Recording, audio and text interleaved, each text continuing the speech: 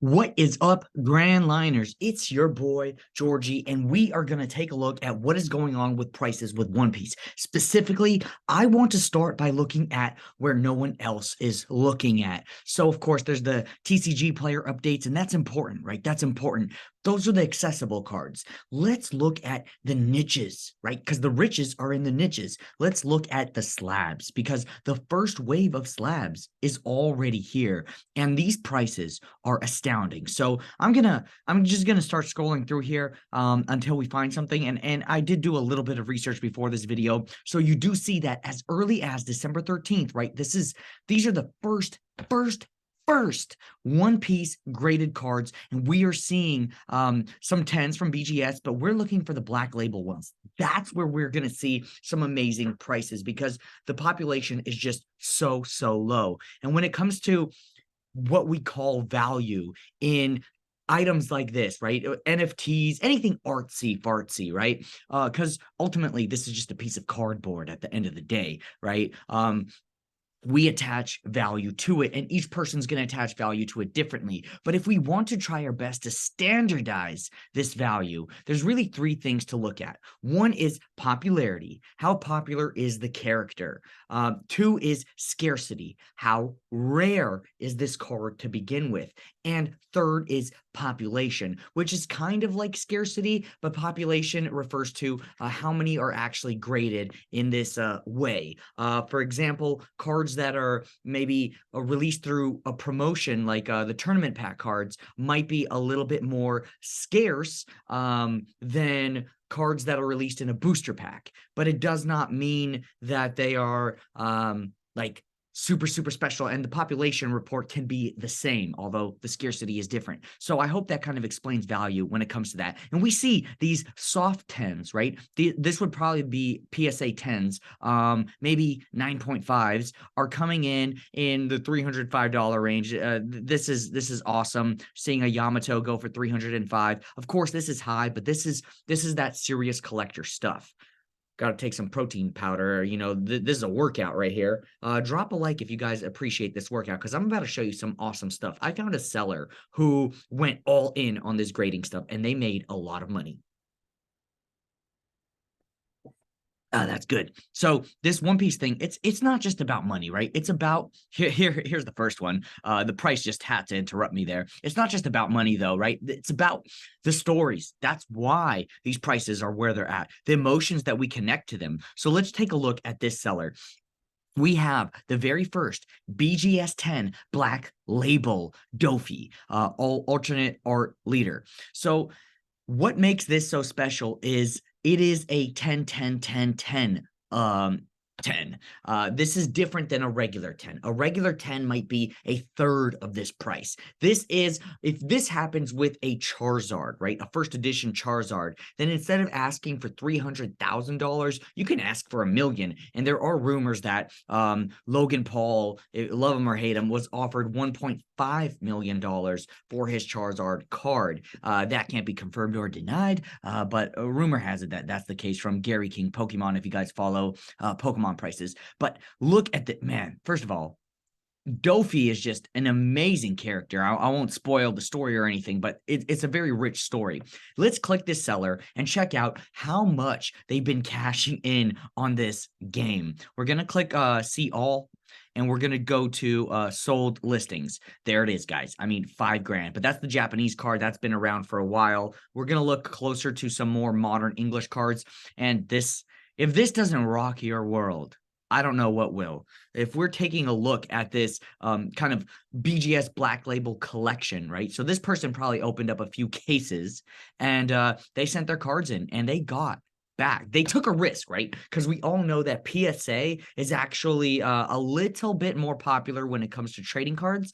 But if you get a Black Label with BGS, it's basically a PSA 11. So they sold a Boa Hancock, they sold a Yamato, and they sold a Nami. All amazing waifus. That's probably the fourth way to measure value objectively when it comes to trading cards. Is it a waifu? is there a waifu tax? So we can see that these cards went for 2.5K. Now, I already know from previous research that a Black Label Yamato did go for about $800. And that means the rest of this came from those other cards, which is showing us that either the Boa Hancock is not worth as much as the other two, and I think that might be the case, or Nami is just not what we thought it would be, or prices are kind of pulling back because not a lot of people can do that. Let's take a look at the bidding history here. If this had been different, yeah, guys, you can kind of see the scamminess here. We're kind of seeing the same bidder. There's no reason for them to be bidding this up. It seems that they're just boosting up their own price. This is kind of sad and a little bit discouraging to see. Oh, my bad. Guys, I am totally wrong. They are not boosting up the price. They are trying to beat this bidder who went in on December 17th because these bids were all made differently. And that bidder is right over here. They put a $1,000 bid, and that's when we have no idea how much they bid there. It could have been $3,000. And this person is slowly in the last probably, yeah, this is all happening within minutes over here. Within minutes, they're trying desperately to try to beat this bidder without going over. And that's the power of eBay. That's the power of eBay. I think this is the only place where you can actually bid on these right now in a safe or safe-ish manner. I'm going to take another sip of my protein powder. Don't forget to subscribe if you're enjoying this so far. But there's so much to dissect here.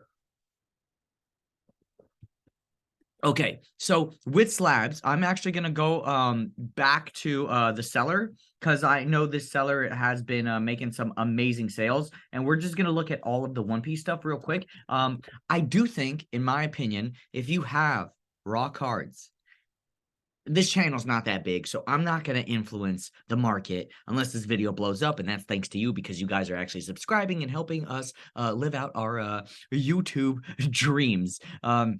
So thank you for that. Thank you for that so much. Fudge, that didn't work out. Let's go back to sold listings, completed listings. The One Piece search did not work. That's interesting. Maybe BGS will work here. There we go. BGS worked, but it's going to be a little bit of a mess. There's Dragon Ball here, etc., etc. I don't know why that didn't work. What? Guys, as we can see here, there was something wrong with the auction before. Because 2.5K, right here, we are looking at basically $2,000. There is no way that an alt art Black Label Nami is worth less than these two. So who, at least at the time of a recording of them selling these, that means that this market is moving so fast. Manga Shanks, a 10. Again, it's not the Black Label, but this was a steal. This card was a steal. A raw copy goes for about $1,000 these days. This was a steal, and we're seeing opportunities in the market. Now, not everyone got $1,000, right? You don't have to. You do not have to have thousands of dollars to be investing in this game, making moves like this. And I also want to say, there's the Nami, 800. I'm going to interrupt myself again. So 810 plus 1,150. But this is too high.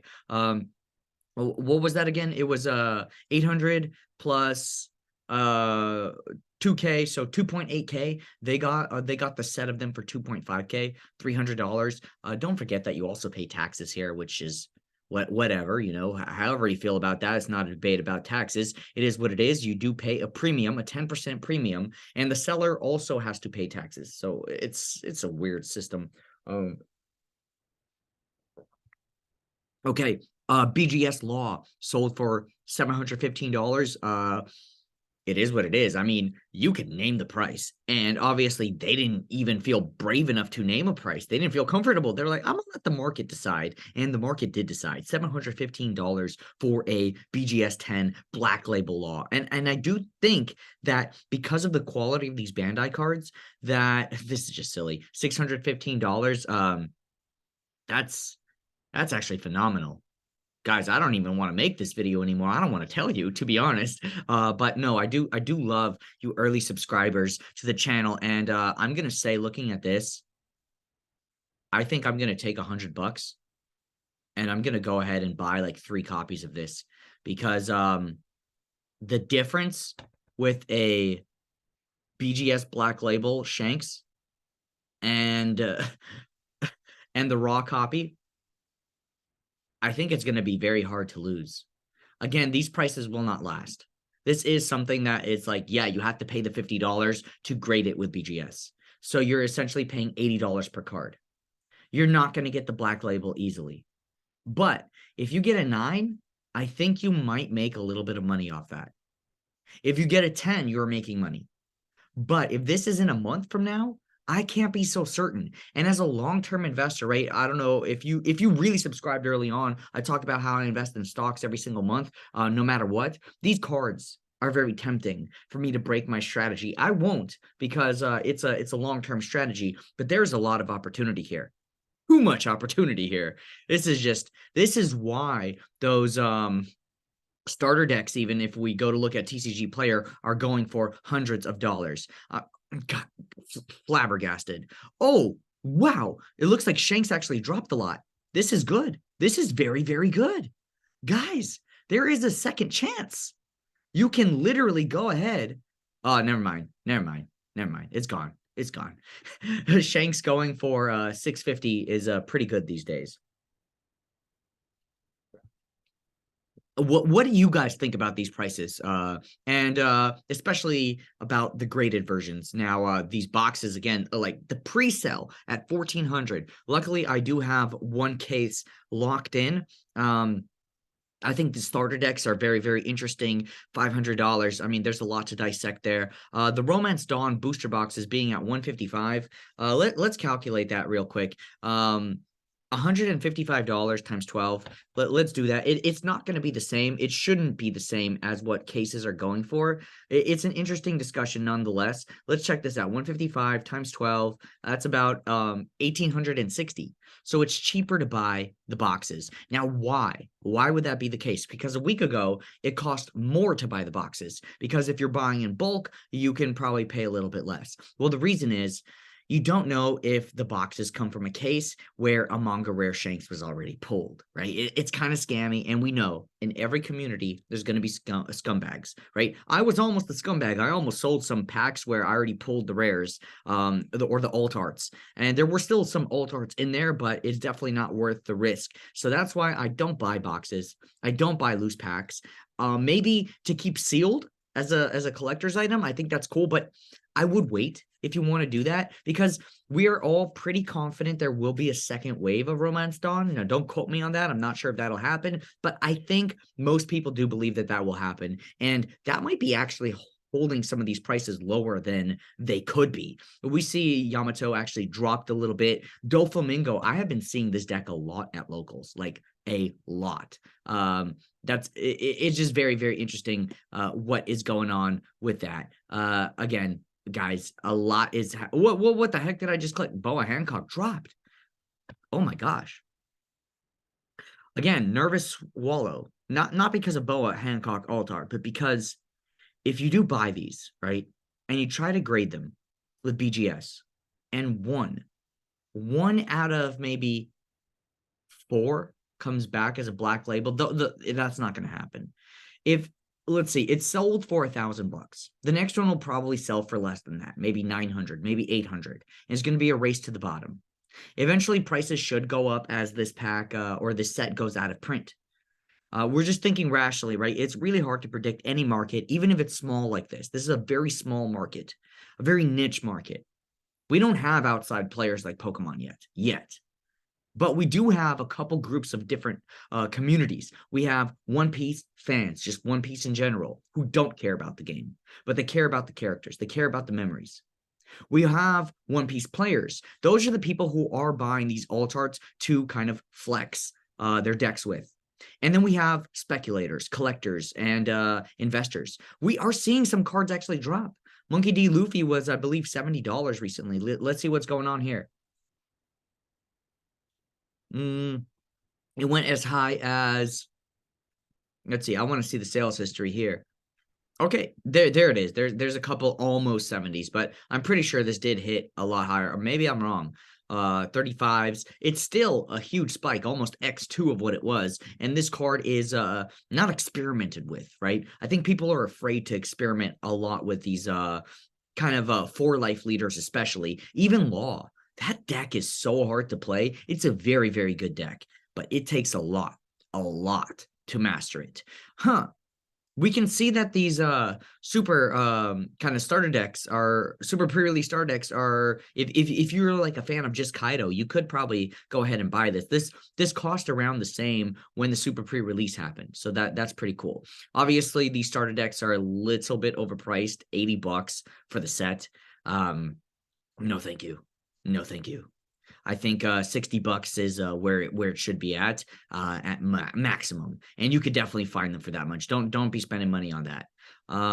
These winter cards, I know they were booming this morning, and of course, when something booms too fast, look at that, $140, $140. And of course, a bunch of people started hopping on and trying to get rid of theirs because this is just, what is that? Almost X 2.8 in a day. But the sales are so far in between that you can't really say this card is worth this much. So when you're doing your trades, you can't really base it off TCG player completely. And in a young market, you do have to think ahead. You do have to think, what will this card be worth in 2 weeks, in 3 weeks? And if you're investing for the long term, a month. Now, I'm not saying I'm disappointed that this card went up. I really wanted one. I really, really wanted one, and I was not going to pay more than $25, $27. It looks like they were bought out. I think people are figuring out that this leader actually does have some powerful utility. The ability to draw cards in this game is very rare, and a leader that lets you do that basically every single turn, I mean, you will be able to counter out of anything. So...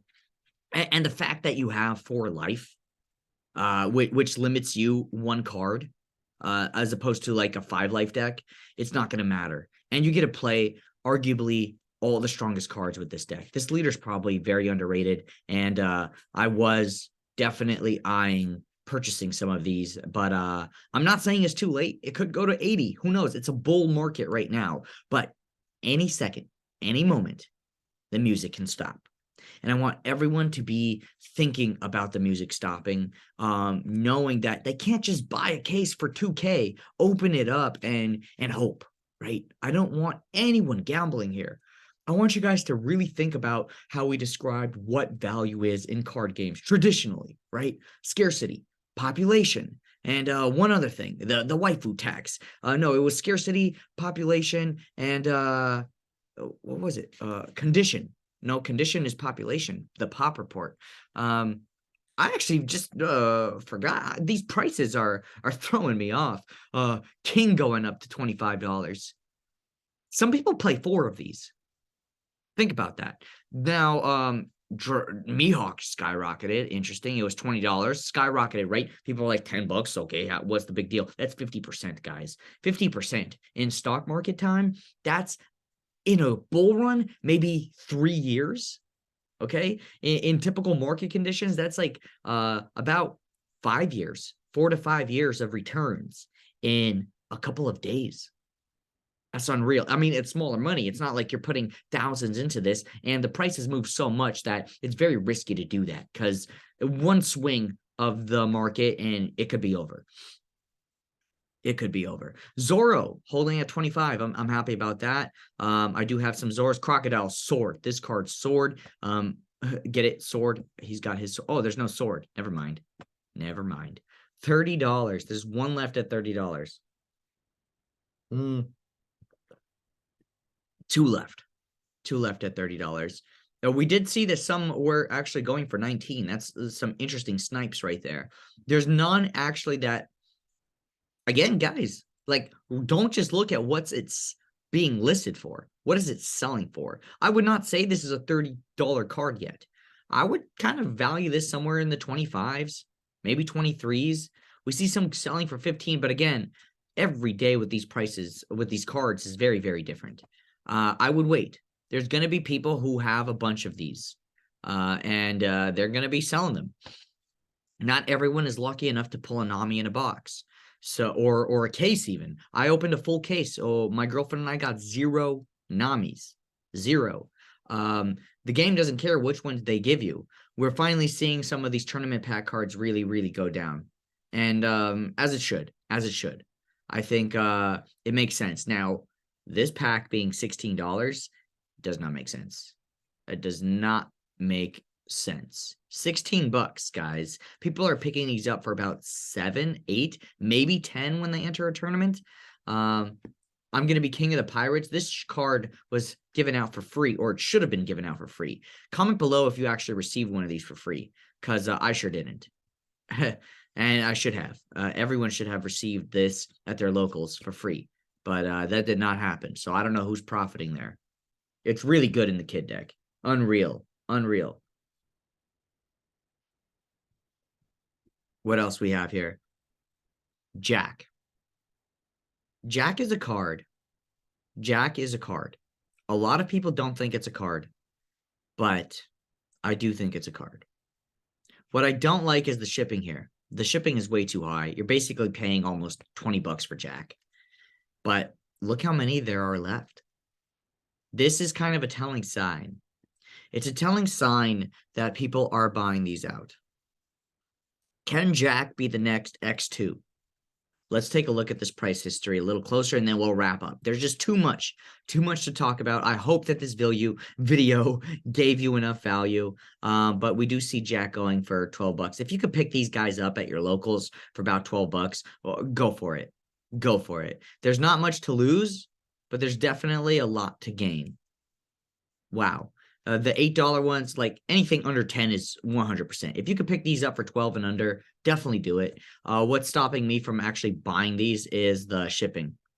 I don't want to pay like $17 for this, and I might regret those words. Maybe I'm being a little bit too cautious, right? This is a bull market.